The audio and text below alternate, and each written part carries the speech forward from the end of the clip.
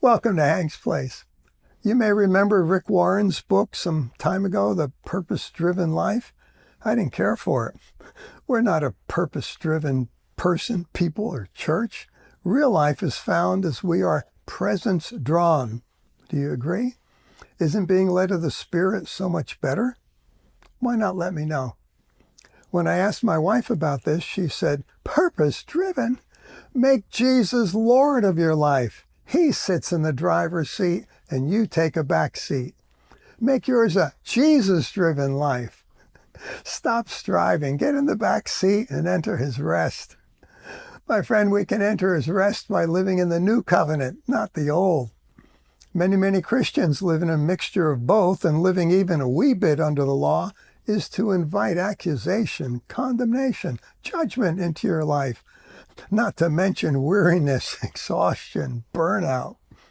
Are you working toward keeping those 10 commandments? Do you believe God gave you the Holy Spirit to help you keep the 10 commandments? Well, as a young Christian, I thought that way, and it was years before I discovered that it was totally wrong thinking. The Bible states positively that the law never made anyone righteous, that is, right with God. That's found in Romans 3, verse 20. Not sure? Then read Hebrews 11, God's chapter on faith, and see if you can find there a single person or people that by faith kept the 10 commandments, or by faith kept the Jewish sacrifices, or by faith kept any of the feasts. None. Furthermore, Paul specifically points out that the 10 commandments chiseled in stone were actually oracles of death and not life. Shocking? Read 2 Corinthians 3:7. So I ask you, why focus on oracles of death? Does your local church have a multi-point form focused on your performance that you must commit to in order for membership?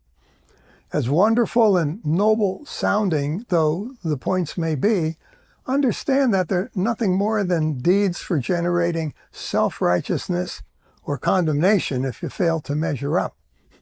My dear Christian, Romans 7, 5, and 6 declares we've been delivered from the law, having died to it, to serve in newness of the Spirit, not oldness of the letter.